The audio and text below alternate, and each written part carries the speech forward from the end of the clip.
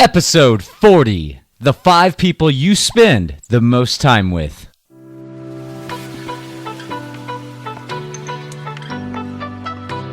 Welcome to Creative Success. Fueling success with creativity. It's the Creative Success Podcast with Tanner Gers. Designed to build inspiration for life. Delivering the messages and ideas for today. And I'm Tanner Gers. What can we create together today? In this episode, creators, we discuss a famous quote by the great Jim Rohn. But as usual, we go a lot deeper and dig into the underlying meaning behind this statement, this message, giving you the understanding, the perspective, and the power to fuel your success with creativity. Hi there, this is Jessica Oman, creator of the Business Plan Bootcamp, helping small businesses and entrepreneurs secure the financing they need to build awesome businesses. Check out more at renegadeplanner.com. You're listening to the Creative Success Show with Tanner Gers. I need to secure some financing. Can I secure you? I don't have any money to invest right now. Awesome. Thank you, Jessica, so much for that great introduction. And today's episode, creators, is brought to you by CreativeSuccessShow.com. And for the complete show notes, come on over to CreativeSuccessShow.com/40. Can't believe we already got 40 episodes, creators. It's making me feel pretty damn good about our show. It makes me feel great about our progress, our consistent growth, especially in such a crowded space as self-help. But today's episode is one of those episodes that can really help you move the needle in your relationships, your business, and your life. Pretty much everywhere. And this is one of my favorite episodes to record to date, and is definitely self-help oriented to the maximum. So do creators around the world a favor right now and share this episode. Share it right to Facebook from the podcast app on your phone. And of course, the best place to share is always from the complete show notes page at CreativeSuccessShow.com/40. I could never be this successful without you, creators, so thank you so much for the ongoing support, the social love, the shares to Facebook and Twitter, the emails that I get every week. Thank you so much for all of it. I appreciate you going for your dreams, creators, creating the lives that you deserve to live, creating that legacy, and having a positive impact on the world around you. And I appreciate one of my most favorite things to do each week. You know what it is, the Creator Roll Call. Here we go. What is up, creators making it happen in St. Paul, Minnesota? My Louisiana creators, that's where I was actually born, Lafayette, Louisiana. Go Ragin' Cajuns. My Oklahoma City creators, Nevada creators. A big shout out to my Costa Rican creators and my French creators. So freaking cool. Thank you so much for turning on your location tracking so that my analytics can see where you're tuning in from. And I love giving you shout outs right here on the Creator Roll Call. If you get called out on the Creator Roll Call, I would love it if you would share this episode specifically mentioning that I gave you a shout out, I gave you some love on the Creative Success Show. Isn't that cool? I love it. I love you all, creators, so thank you so much again for sharing. And now, let's get right into today's episode. You are the average of the 5 people that you spend the most time with. This is one of Jim Rohn's most famous quotes. You are the average of the 5 people you spend the most time with. But is this true? Is spending time with people actually influencing the average of who you are and what you've become? Do others really have that much relevance in your life? Jim Rohn has said multiple quotes that have had profound influence and impact on my life. Like, make plans like an adult, and believe in them like a child. That's one of my favorites. But I'm here to tell you about spending time with others and the importance of how it influences who you are. Because it's not just the 5 people that you spend the most time with that have an important influence on your life. It is everyone and everything that has an impact, that has an influence on your life, creators. So it's not just people. And I want you to spend time surrounding yourself with what you'd like to become. Surround yourself with positive people and you become more positive. Surround yourself with motivated people and you become more motivated. Surround yourself with passionate people and you become more passionate. Surround yourself with loving people and you become more loving. Surround yourself with more entrepreneurs and you will become an entrepreneur. Surround yourself with authors and you will become an author. Surround yourself with the people who are what you would like to become, creators, and you will become that person. You were probably anticipating me saying that the opposite is also true, and it is. But as Jim Rohn says, it's about how you become more, do more, and achieve more. And you experience all of these things in a positive way by you becoming the person who you've always wanted to become. The funny thing is that you are already this person. You just have yet to experience it in all of its glory. It begins with filtering out the negative and bringing in the positive people who you'd like to become. You know, humans, we are these interesting creatures. We're so adaptable. We're so intelligent. We are so powerful. And we have that gift, that talent, a natural ability to change in any moment. That power, it's already inside of us. But because we're creatures of habit, sticking to these changes can sometimes be difficult. And that's why we've got to spend our time with the positive reminders and people. We can surround ourselves with these reminders of that power, that creative success that is breathing inside of us, reminders of what is possible, reminders of what we can become, reminders of where we're headed. What reminders are you making sure that are in your experience on a daily basis, creators? Are you being strategic about your positive, empowering, what's possible reminders? Making sure that reminders like this are consistently in your life is incredibly valuable, but there is another important aspect to their effects. You've got to cut out the negative people or reminders that are in your experience. Are there negative, demeaning, misery-love companies reminders happening in your life, creators? If so, how many? How often? And what type of impact do you think that they're having? Sometimes these reminders come in the form of your boss, partner, friends, media, news, television, video games, and even music. The negative patterns, these people, those messages, we're often so used to them, they don't even consciously affect us. But whether you're conscious of these negative reminders or not, purging these negative reminders can be difficult. Remember, we're creatures of habit.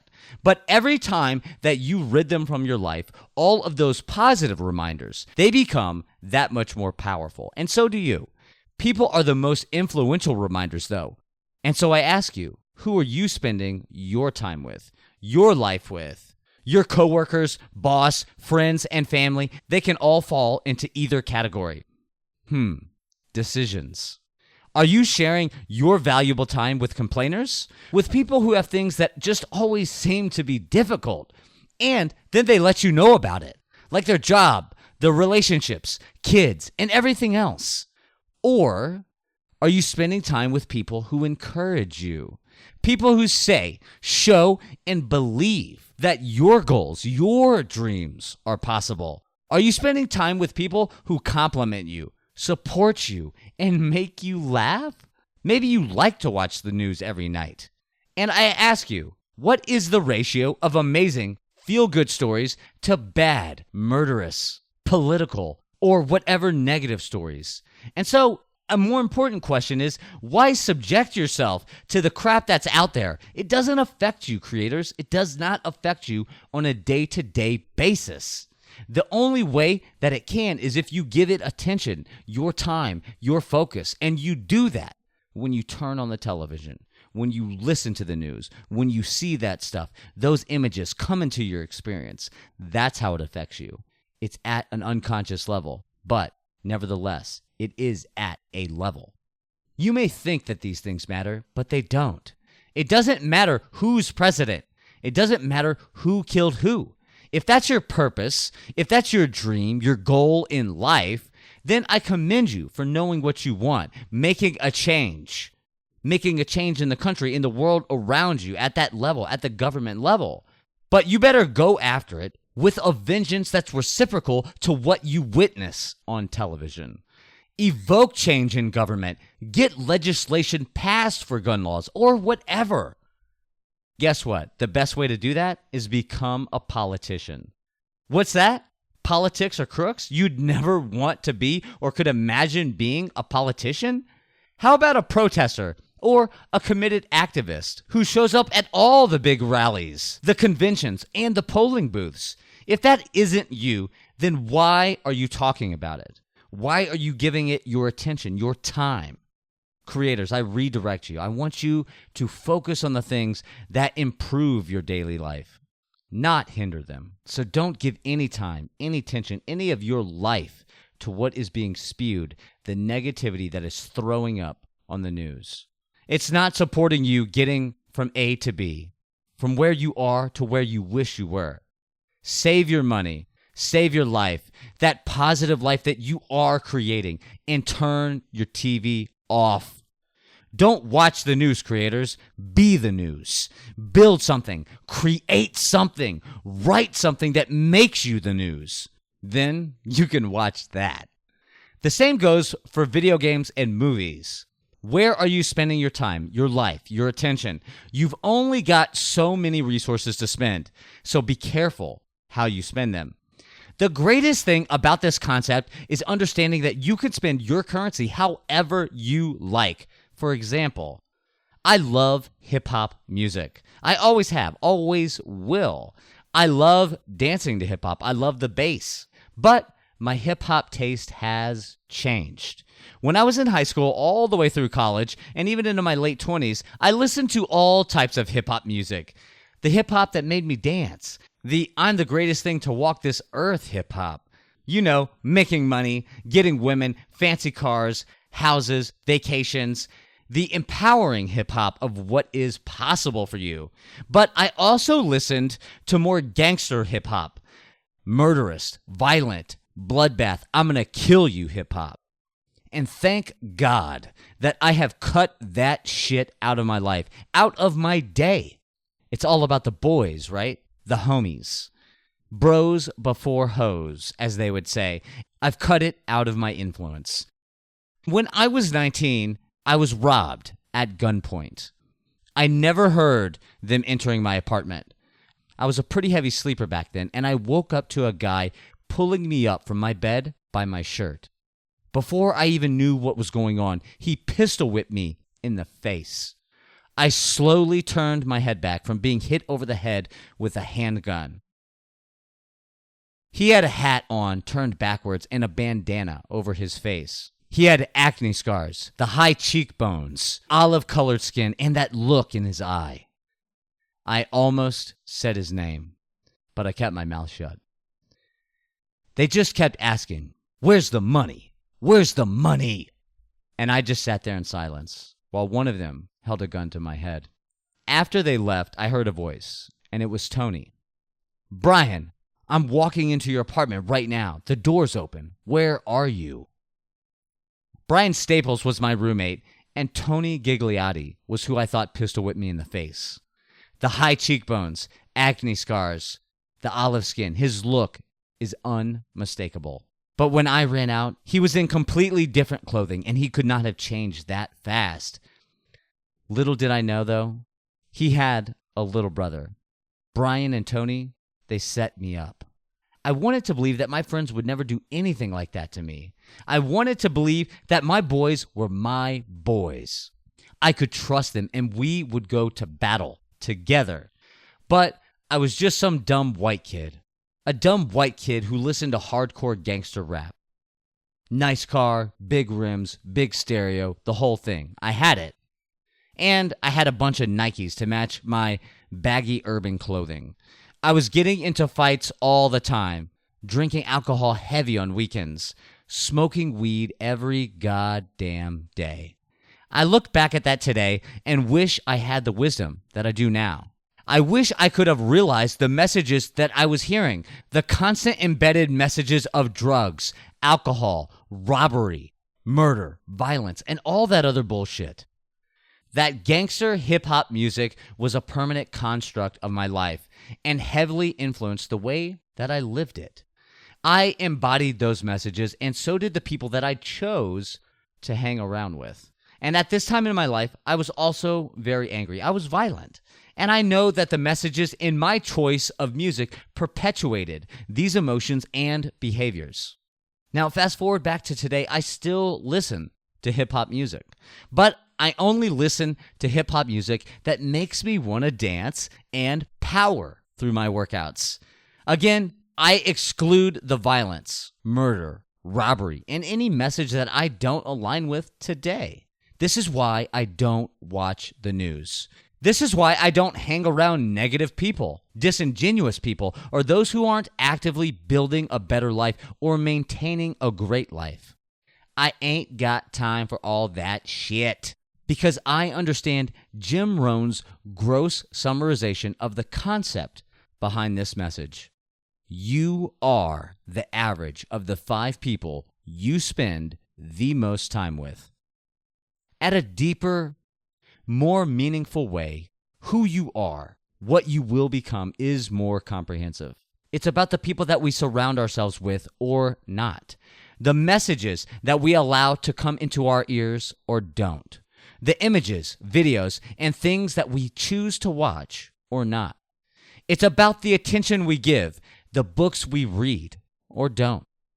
These are the influences that impact you and your life to the core, creators. It's more than just your thoughts, your words, and behavior that influence your life, your legacy. If you are having trouble being positive in the thoughts that you think, the words you say, and the actions you take, then take a closer look at what's coming in to your life. Because until you filter out the negative people, sounds, visuals, and experiences in your life, and proactive in only bringing in positive people, sounds, visuals, and experiences, don't expect anything different to come out of you or your life. Woo-wee! Creators, if this message resonated with you, if you know that there's negativity in the lives of others, do them a favor right now and share this on Facebook. They will thank you later for it, and you will know that you're making the world a more positive place. You can do it right from the podcast app on your phone or on the complete show notes page, where we've got clickable links that makes it really easy to share messages, ideas, and quotes from this episode right to Facebook, Twitter, or your favorite social channel. I appreciate you so much, creators, for sharing this episode, for growing Creation Nation, and helping make this world, our world, a more positive place. Even more so, I appreciate you taking action on your life, your goals, your dreams. It's up to us, creators, and it's the little things like this that make the big differences at the end of the day. Let's make that difference together. Until next time, creators, I am Tanner Gers, your partner in life and creative success.